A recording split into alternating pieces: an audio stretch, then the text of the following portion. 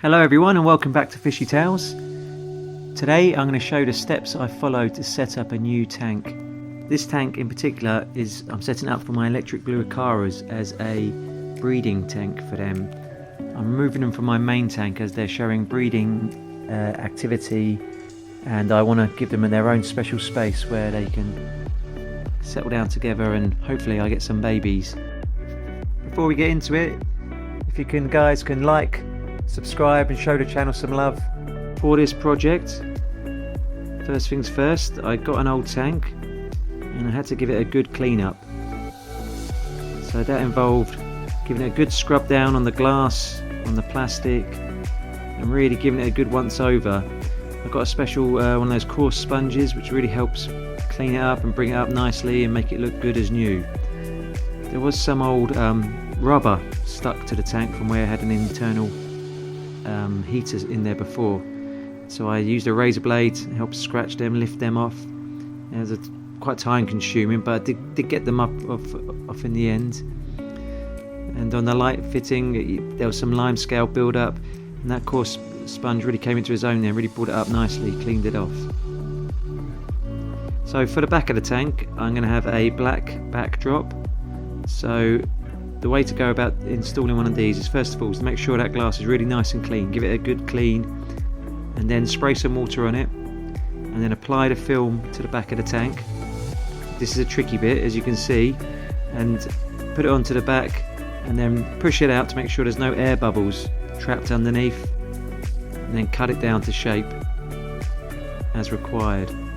It can be a bit tricky, but it is worth it. I do like having a backdrop to the back of my tanks just to give it some rather than like the bare naked wall. So it's well worth going through it. These films are very cheap. You can pick them up online for only a couple of quid, and it does make a big difference. I'm hoping that the black backdrop is going to particularly make my electric blue acaras pop. So next step is sand.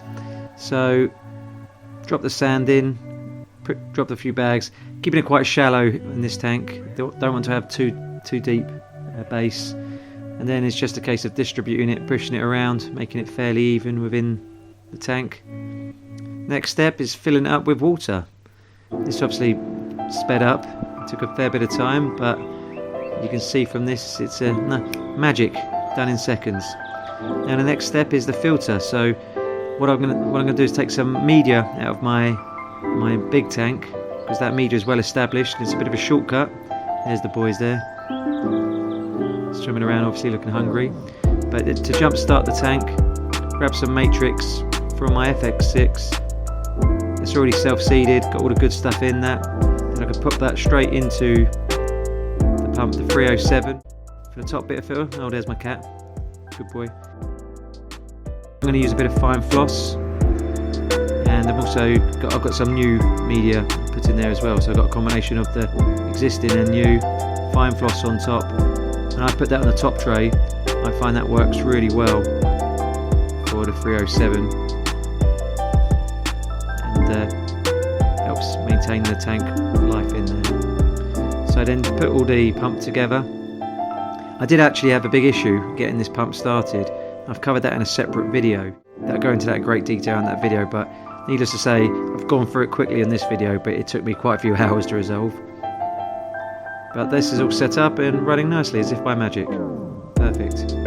Now for within the tank, I've got some bogwood and I've got some moss that I've been growing in my shrimp tank, and I'm going to fix the moss to the bogwood. So I think it looks quite nice, give it a bit of life. And I've just done a video on fake plants, but I am a big lover of real plants as well, and especially moss. I think it's fantastic. Good thing about electric blue acaras, they generally leave plants alone.